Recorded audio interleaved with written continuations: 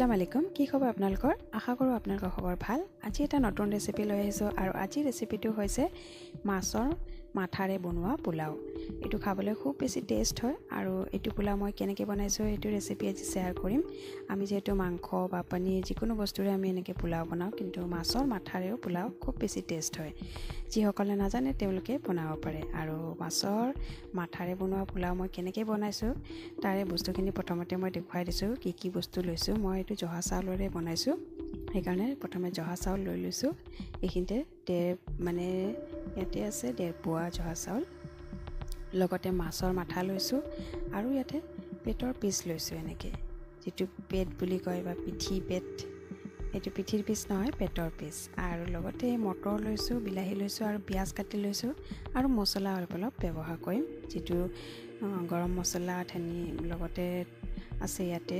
ধনিয়া পাতখিনি বাৰু দেখুৱা নাই তো এতিয়া মই মাছখিনি কি কৰিছো এনেকৈ হাতেৰে ভাঙি লৈছো মানে মাছটো যদি ভাঙি লয় দিয়াত ইজি হয় আৰু কিছুমান দীঘল যেটো কাইট আছে সেইখিনি বাহিৰ কৰি দিছো কিছুমান অৱশ্যে থাকি যাব থাকিলেও কোনো কথা নাই যেতিয়া আমি খাম তেতিয়া উলাই দিব পৰা যায় আৰু এটো কোনো ধৰণৰ প্ৰবলেম নহয় যেনেকৈ আমি মাছ খাওঁ ঠিক তেনেকৈ পোলাওৰ পৰা কাইটকেইটা উলাই দিব পাৰি তো আৰু মাথাটো মই এনেকৈ ভাঙি লৈছো মাথাৰ পোৰাও মানে খাই খুব বেছি ভাল লাগে যেটো ইয়াৰ ভিতৰৰ বস্তুখিনি সেইখিনিৰে যেতিয়া পোলাওত মানে উলাই যায় তেতিয়া এটো খাবলৈ খুব বেছি টেষ্ট হয় আৰু এতিয়া এইখিনি মই হাতেৰে এনেকৈ গোটেইখিনি ভাঙি লৈছো এইখিনি গোটেই মই ভাঙি লম যাতে এটো দিওতে ইজি হয় গোটা দিলে বস্তুটো কেতিয়াবা কি হয় একদম গুৰি হৈ যায় তো ভাঙি এটা শেপত দিলে তো হেনেকুৱা হৈ যায় তো মই যিখিনি মাছ লৈছিলো সেইখিনি মই ফ্ৰাই কৰাখিনি দেখুৱাই দিছো বাৰু ইয়াতে মই 4 পিছে লৈছিলো এতে দিব কাৰণে তো এই 4 পিস মাছ মই হালধি নিমখ আৰু মানে অকমান জালুকৰ গুৰি আৰু ৰেড চিলি যেটো ৰঙা জলকীয়া পাউডাৰ এনেকৈ দি পেলাই এইখিনি মাছখিনি এনেকৈ তেলত ফ্ৰাই কৰি লৈছো আৰু তেল মই ইয়াতে মিঠাতেল ব্যৱহাৰ কৰিছো আৰু অলপ ৰঙচুৱাকৈ ফ্ৰাই কৰিছো যেহেতু পোলাওত ব্যৱহাৰ কৰিম সেইকাৰণে অলপ ডিপকে কৰিছো তো এইখিনি মাছ মই ইয়াতে এনেকৈ ফ্ৰাই কৰি এইখিনি ৰেডি কৰি লৈছো আৰু এতিয়া মই ইয়াতে পোলাও বনাম তো মাছখিনি উঠাই দিছো ইয়াতে সেইখিনি তেলতে মই এইখিনি দি লৈছো কাৰণ এনেকৈ বনালে টেষ্ট বেছি হয় কি যেহেতু মাছটো ইয়াতে ফ্ৰাই কৰাৰ কাৰণে মাছৰ কিছুমান বস্তু থাকি যায় তো এতিয়া পিয়াজ দি লৈছো প্ৰথমে সৰুকৈ কাটি লৈছো পিয়াজ যেনেকৈ আমি নৰমালি পোলাও বনালে পিয়াজ ব্যৱহাৰ কৰো ঠিক তেনেকৈ মই দি দিছো ইয়াতে পোলাওৰ পিয়াজ তো প্ৰথমে পিয়াজখিনি এনেকৈ দি লৈছো আৰু লৰাই লৈছো অলপ চামুচেৰে এইখিনি অলপ ৰঙচুৱা কৰি লম যেনেকৈ আমি পোলাও বনালে ব্ৰাউন কৰো ঠিক তেনেকৈ ব্ৰাউন কালাৰ এটা কৰি লম তো এইখিনি এতিয়া ব্ৰাউন হৈ গৈছে অলমোষ্ট এতিয়া ইয়াতে মই ব্যৱহাৰ কৰিম মানে মটৰ এতিয়া যেটো ঠাণ্ডাৰ দিন বজাৰত বহুত মটৰ ওলাইছে আৰু এনেকৈ মটৰেৰে খাবলৈ খুব বেছি টেষ্ট হয় আৰু লগতে দিছো ইয়াতে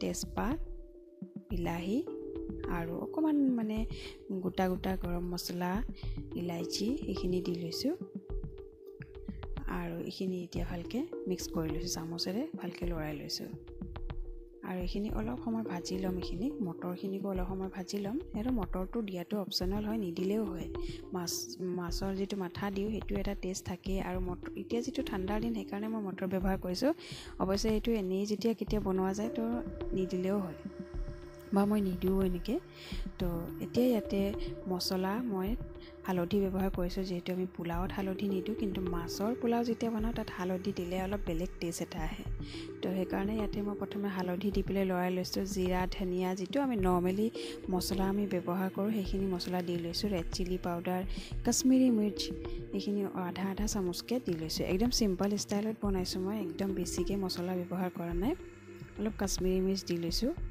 আৰু গৰম মছলা আধা চামুচ একদম সৰু চামুচৰ আধা চামুচকে মই গোটেইখিনি মছলা দি লৈছো আৰু এতিয়া যিখিনি চাউল আছিল সেইখিনি ধুই মেলি উঠাই থৈছিলো আৰু সেই চাউলখিনি এনেকৈ দি লৈছো এতিয়া ভাজা পিয়াজৰ লগত মিক্স কৰি লৈছো পিয়াজ মটৰ গোটেইখিনি বিলাহী একেলগে গোটেইখিনি ভালকে মিক্স কৰি এতিয়া ইয়াক অলপ সময় ভাজি লম কাৰণ পোলাও বনালে আমি যেহেতু নৰমালি যেতিয়া মাংসৰে বনাও বা নৰমালি বনাও তো আমি পোলাও বনালে যেনেকৈ ভাজি লওঁ ঠিক তেনেকৈ ইয়াতেও আমি এইখিনি ভাজি লম একদম চাউলটো যেতিয়া ফুটি যোৱালৈকে এনেকৈ ভাজিম তো অলপ সময় এইটো ভাজিব লাগিব 5-10 মিনিট এনেকৈ সময় থৈ পেলাই চামুচেৰে লৰাই পেলাই এনেকৈ ভাজি ল'ম।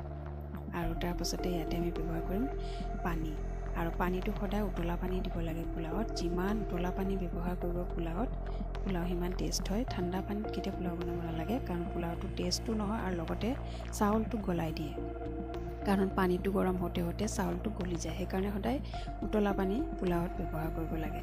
আৰু মই ইয়াতে গ্ৰীণ চিলিও দিছিলোঁ, তো সেইটো পোৱা নহ'ল, তো গ্ৰীণ চিলি মানে কেঁচা জলকীয়া দি লৈছোঁ। ৰেড চিলি দিছোঁ যিটো, সেইকাৰণে মই এটা জলকীয়া দিছোঁ, কাৰণ এতিয়া ঠাণ্ডাৰ দিনত জলকীয়াকেইটা বহুত বেছি জ্বলা, তো সেইকাৰণে মই এটা জলকীয়া ব্যৱহাৰ কৰিছোঁ। আৰু এইখিনি একদম কালাৰফুল হোৱালৈকে মই এইখিনিক ভাজি লৈছোঁ। আৰু এইখিনি এতিয়া ভাজা অলমষ্ট মোৰ হৈ গৈছে। এতিয়া মই ইয়াতে ব্যৱহাৰ কৰিছোঁ, এনেকৈ দি লৈছোঁ মাছখিনি, যিখিনি মাছখিনি মই প্ৰথমতে কাটি ওলাইছিলোঁ সেইখিনি। তো মাছখিনি এনেকৈ দি লৈ এতিয়া মাছ আৰু যিটো চাউল আছে সেইখিনি ভালকৈ মিক্স কৰি ল'ম, যাতে একদম ওপৰ তলকৈ ভালকৈ মিক্স কৰিম, যিটো চাউলত গৈ পেলাই মাছৰ যিখিনি টেষ্ট আছে সেইখিনি যাতে আহি যায়। তো সেইকাৰণে এইখিনিকো অলপ সময় ভাজি ল'ম। মোৰ কেৰাহীটো দেখিছোঁ যে সৰু হৈছে, পানী দিলে একদম ওলাই পৰিব, সেইকাৰণে মই ইয়াতে ডেক্সিটো চেঞ্জ কৰিছোঁ। এতিয়া বেলেগ এটা ডেক্সি লৈছোঁ আৰু সেইটো কেৰাহীটোক চাইড কৰি দিছোঁ। সেইকাৰণে ইয়াৰ পৰা ইয়াত ঢালি দিছোঁ, কাৰণ মই লাষ্ট মমেণ্টতহে দেখিছোঁ যিটো পানী ব্যৱহাৰ কৰিলে একদম পানী কম ভৰি যাব আৰু মানে পোলাওটো চাউলে হৈ থাকিব। সেইকাৰণে ডাঙৰ পাত্ৰ এটা লৈ লৈছোঁ, ডাঙৰ ডেক্সি এটা দি লৈ এতিয়া এইখিনিক অলপ সময় ইয়াত ভাজি গৰম পানী ওপৰেৰে এনেকৈ ঢালি দিছোঁ। এতিয়া এইখিনি ভালকৈ মিক্স কৰি ল'ম। আৰু এইখিনিতে ব্যৱহাৰ কৰিম মই নিমখ, কাৰণ সোৱাদ অনুসৰি নিমখটোতো এণ্ডত দিব লাগিব ন, পোলাও হয় যিহেতু, এতিয়াহে আন্দাজটো পাম।